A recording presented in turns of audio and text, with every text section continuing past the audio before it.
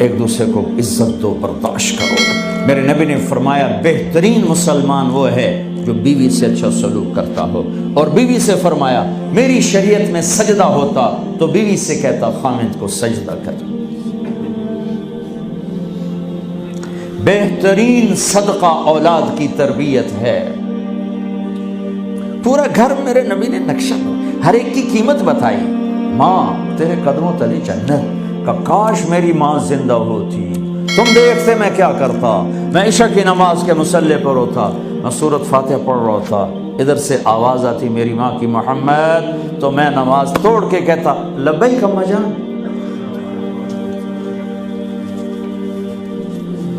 باپ کا تیرے جنت کا دروازہ ہے، باپ تیری جنت کا دروازہ ہے، کھولنا توڑنا نہیں، کھولنا توڑنا نہیں،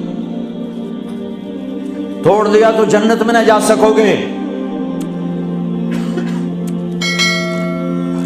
سب سے بہترین مسلمان جو بیوی سے اچھا سلوک کرے، سب سے بہترین عورت جو اپنے خامند کی منشا کو دیکھے۔ پھر آپ نے ایک عجب بات فرمائی جو معاشرے میں بہت بوجھ بنتا ہے جس کا، ہاں بھائی تمہیں ایسا صدقہ بتاؤں جس سے بڑھ کے کوئی صدقہ نہیں، تمہیں ایسا صدقہ بتاؤں جس سے بڑھ کے کوئی صدقہ نہیں۔ انہوں نے کہا جی کیا؟ کہا الابنۃ المردودہ، جس کی بیٹی کو طلاق ہو گئی یا بیوہ ہو گئی اور گھر واپس آ گئی ماں باپ کے، یا ماں باپ نہیں ہے تو بھائی ہیں، وہ ایک بوجھ بنتی ہے ماں باپ پر بھی، اور بھائی تو ویسے ہی باغی ہو جاتے ہیں۔ میرے نبی نے فرمایا اس بچی پہ خرچ کرنا کائنات کا سب سے افضل صدقہ ہے۔ گھر، ایک گھر کیسے چلتا ہے؟ ہمارے ہاں پنجاب، سندھ، بلوچستان سرحد میں بہنوں کو وراثت میں کوئی حصہ نہیں ملتا، سب بھائی کھا جاتے ہیں۔ میرے نبی نے فرمایا جس کو اللہ نے 2 بہنیں دیں اس نے ان کا حق ادا کیا، شادی کی حق ادا کیا۔ ماں باپ کی وراثت میں سے ہوتا ہے، اگر میں نے کو خود کمایا ہے اس میں بہنوں کا حق نہیں، ماں باپ سے اگر 1 روپیہ بھی آیا ہے تقسیم کیا جائے گا۔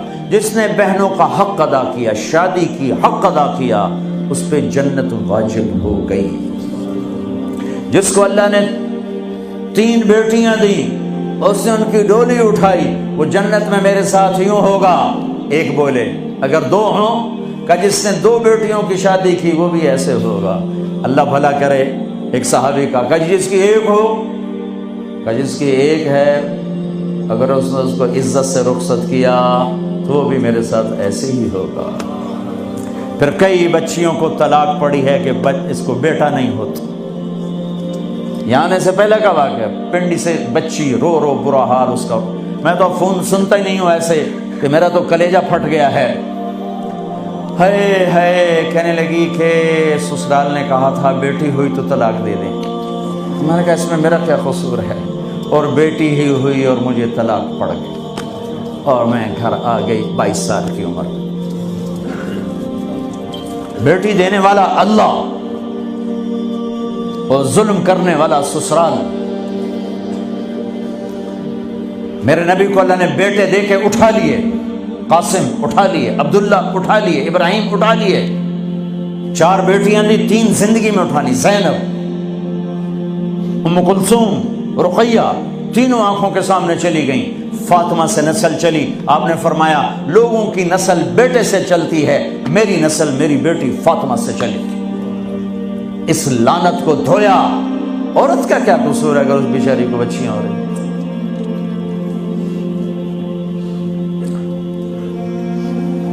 جس نے اپنی بہنوں کو حق ادا کیا، جس نے بیٹیوں کو ڈولے میں بٹھایا، ان کا حق ادا کیا، کہ جنت میں یوں ہو جائے گا۔